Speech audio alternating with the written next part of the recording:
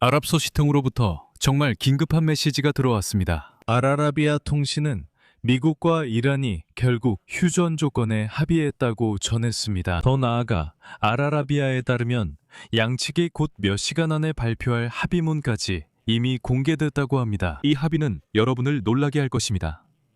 이전에 미국이 전혀 다른 신호를 보냈기 때문입니다. 예를 들어 이란의 최고 지도자 마드슈타바 하메나이가 자신의 농축 우라늄을 누구에게도 넘기지 않겠다고 밝힌 후 트럼프는 미국이 어떻게든 그 우라늄을 가져갈 것이라고 거의 맹세하듯 말했습니다. 그래서 지금 알아라비아가 보도하고 있는 그 합의에 대해 의문이 있습니다. 하지만 성급하게 결론 짓지 마세요. 그 안에는 매우 흥미로운 조항들이 있으니 함께 살펴봅시다. 제 이름은 알렉세이 패치입니다. 함께 이 주제를 이야기해 봅시다. 하지만 시작하기 전에 이 채널을 구독해 주시고 좋아요도 눌러주시고 어떤 댓글이든 남겨주시길 부탁드립니다. 그리고 꼭 제 텔레그램 채널 패치뉴스도 구독해주세요. 링크는 이 영상 설명란에 있습니다. 자, 오늘 미국 대통령 도널드 트럼프는 미국이 결국 이란이 축적한 고농축 우라늄을 회수할 것이라고 약속했습니다.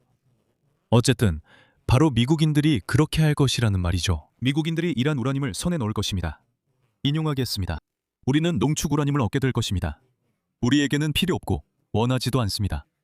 아마도 우리가 가져간 후에 그것을 파괴할 것입니다. 하지만 그들이 그것을 가지고 있도록 두지는 않을 것입니다. 그런데 왜 이런 발언을 했을까요?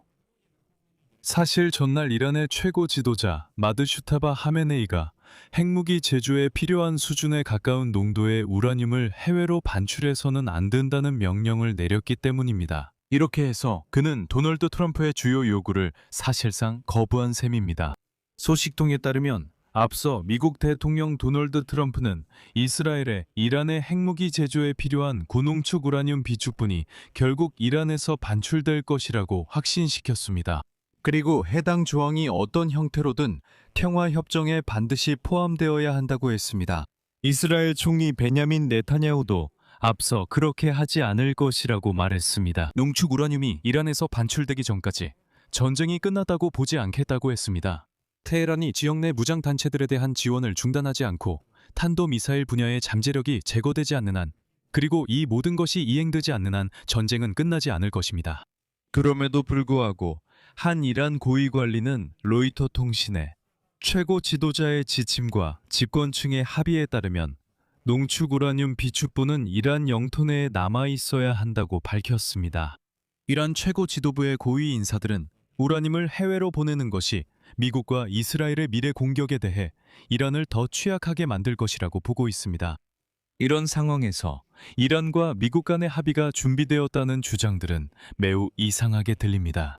예를 들어 파키스탄 내무부 장관 사이에드 막심 나크비는 테헤란에서 이란 외무부 장관 아바스 락치와 새로운 협상 라운드를 진행하며 미 이스라엘 전쟁을 끝낼 평화협정 조건에 대한 제안을 논의했습니다. 이란 통신사 타스님도 이에 대해 보도했으며 이후 미국 국무장관 마르코 루비오가 긍정적인 신호가 나타나고 있다고 말했습니다.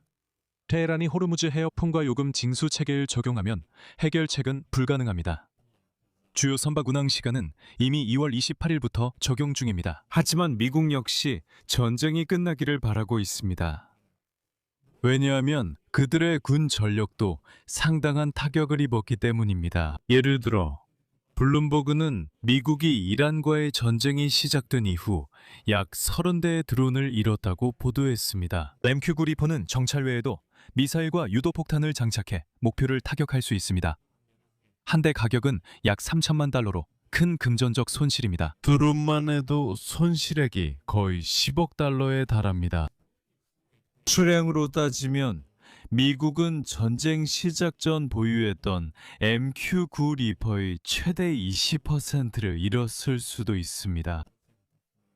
게다가 미국 군대를 위한 이런 기종은 더 이상 생산되지 않지만 제조사인 제너럴 아토믹스는 여전히 다양한 개량형 드론을 다른 나라들을 위해 생산하고 있습니다. 그리고 리퍼를 대체하기 위해 미국인들을 위해 생산된 어벤져 모델의 무인기는 약 10대에 불과합니다. MQ-9 리퍼는 이라크, 아프가니스탄, 아프리카, 중동, 동유럽의 나토 국가들, 그리고 흑해 상공에서 활발히 운용되었습니다. 2015년 펜타곤은 이 무인기가 여러 서방 인질 처형에 연루된 IS 테러리스트 모하메드 에무아지를 제거했다고 발표했습니다. 이 무인기의 가장 유명한 희생자는 이란 혁명수비대 군사부대의 사령관 카셈 솔레이만이었습니다. 그는 20년 동안 이란 정보기관과 군대의 거의 모든 주요 작전을 주도한 인물이었습니다. 2020년 1월, 다시 말씀드리면 MQ-9 리퍼가 바그다드 공항으로 접근하던 솔레이마니가 타고 있던 차량 행렬을 미사일로 공격했습니다. 그와 함께 몇몇 이란 고위 군인들도 사망했습니다. 이런 상황에서 알아라비 방송은 미국과 이란이 결국 전쟁을 중단하고 협상에 들어가기로 합의했다고 보도했습니다. 방송국 보도에 따르면 합의에 다음 내용이 포함되어 있습니다. 즉각적이고 포괄적이며 무조건적인 휴전을 모든 전선에서, 즉 육지, 바다, 공중에서 시행한다는 내용입니다. 군사, 민간 또는 경제 인프라에 대해 상호적으로 공격하지 않겠다는 의무가 포함되어 있습니다. 군사작전의 중단과 정보전의 중단이 포함되어 있습니다. 주권, 영토 보전, 매정 불간섭을 존중하겠다는 의무가 포함되어 있습니다.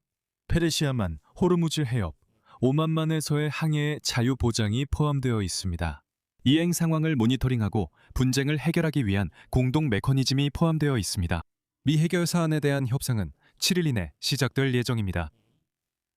이란이 이 합의 조건을 준수하는 대가로 미국의 제재가 영구적으로 해제됩니다. 그리고 양측이 공식적으로 발표한 직후에 합의가 즉시 발효됩니다. 보시다시피 여기에는 핵무기 문제도 없습니다. 핵능력도 없습니다. 미사일도 없습니다. 대리 세력 지원이 없으며 핵심 문제들도 포함되지 않습니다. 따라서 이것은 전쟁을 중단하고 협상 단계로 넘어가기 위한 단순한 합의라고 볼 수 있습니다. 실제로 이것은 미국인들이 말했던 것과 같습니다. 즉, 이후 30일간의 협상 기간이 시작된다는 것이죠. 이제 도널드 트럼프가 무엇을 발표할지 지켜보겠습니다. 여기서 말을 마치겠습니다. 여러분의 의견과 생각을 이 영상 아래 댓글로 남겨주세요. 채널 구독과 알림 설정, 좋아요도 잊지 마세요.